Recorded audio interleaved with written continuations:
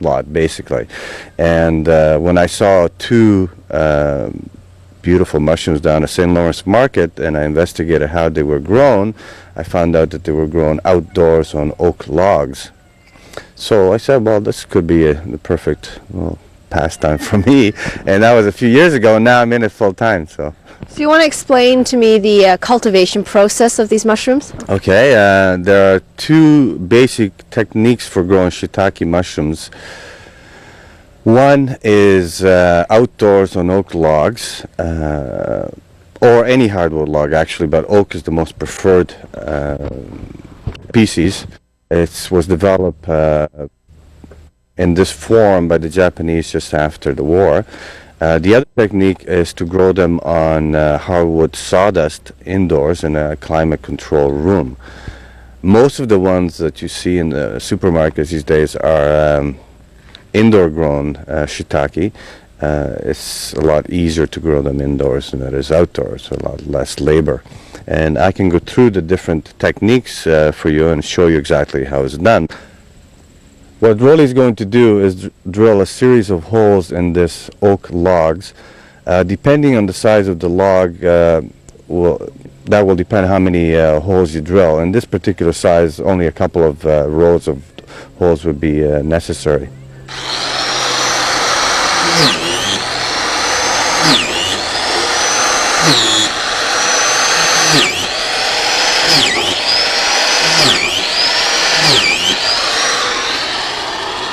Okay, at this point we're going to introduce the mycelium, the spawn, into those holes. There you go, Rolly. We use a hand plunger and we fill it with approximately 1.5 inches of spawn, and then we push it into the holes that have been drilled.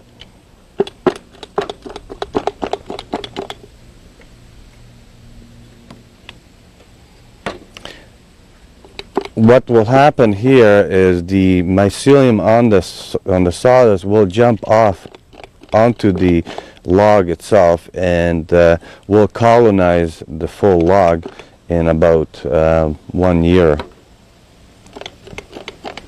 So it takes about 1 year? It takes 1 year in our climate before you get any mushrooms coming out of these logs.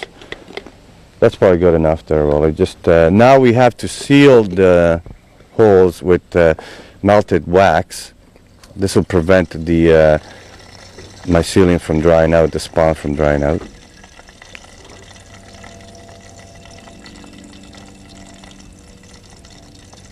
And after this is done, we just put the log itself out in the bush.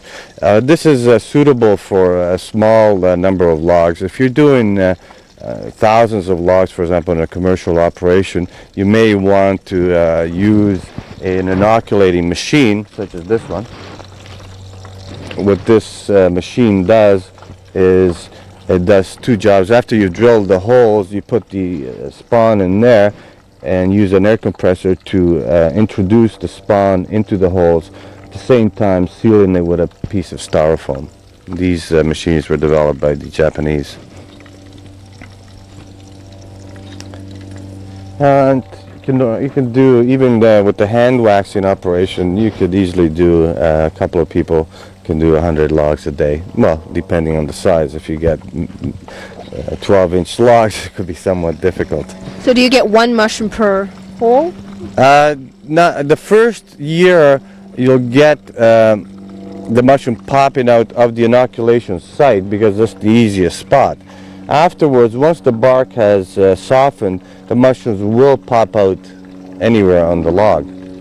This log, once you've introduced the mycelium into the log, if you keep it in the shade and keep it and every once in a while you keep it moist, the mycelium will survive in there and produce mushrooms until it's used up all of the nutrients in the log. You do not have to reintroduce it into the log. And this particular log here will last approximately 3 years. The bigger the diameter of the log, the longer it will last and produce mushrooms.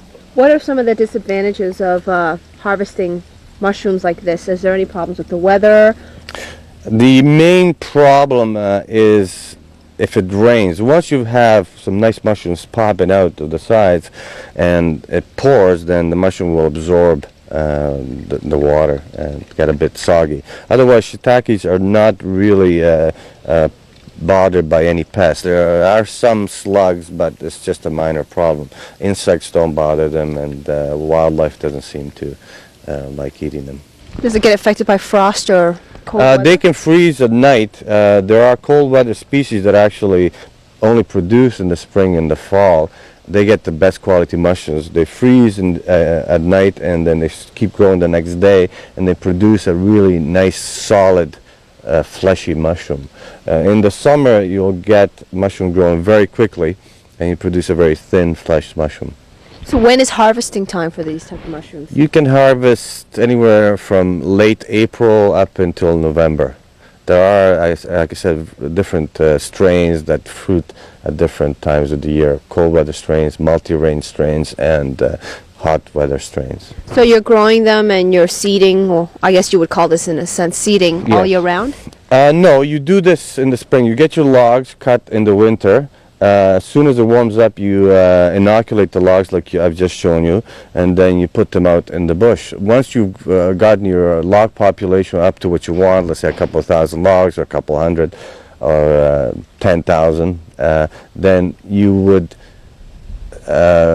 only do the inoculation for about 20% of the logs, because the logs average, their lifespan is an average of about 5 years.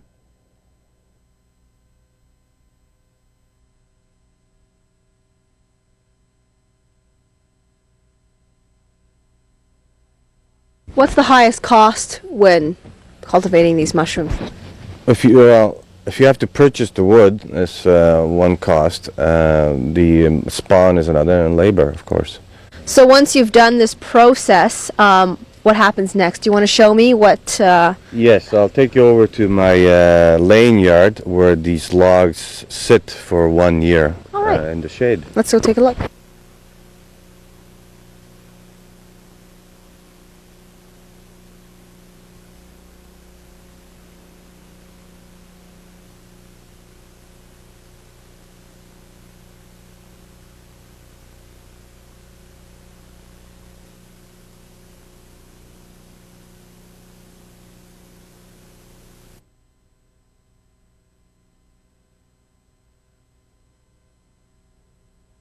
After the logs have matured and they are actually producing mushrooms, I keep them in two spots. One is in a regular bush area, and one is under this artificial ginseng shade.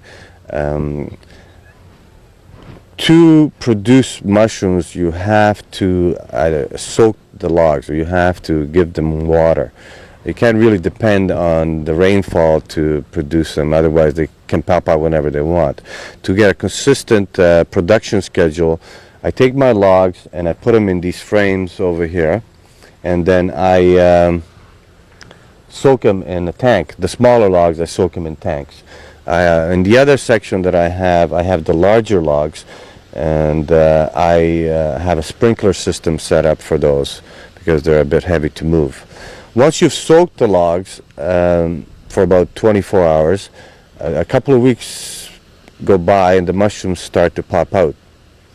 Once you pick the flush of mushroom, you can you let the logs sit and recover. The mycelium will digest more of the wood, and 2 months after that you can re-soak the log and get another crop out of it. So in one season you could actually get 3 crops. And if you have a greenhouse, a heated greenhouse, you can actually bring the logs indoors in the winter and go from there. You can produce a crop in the winter as well. So you were mentioning before we were talking about animals. Do you have problems with that? No, shiitake are not bothered by pests. Deer don't bother them. You may get the odd squirrel that's hungry in the springtime. I have a bit of slug activity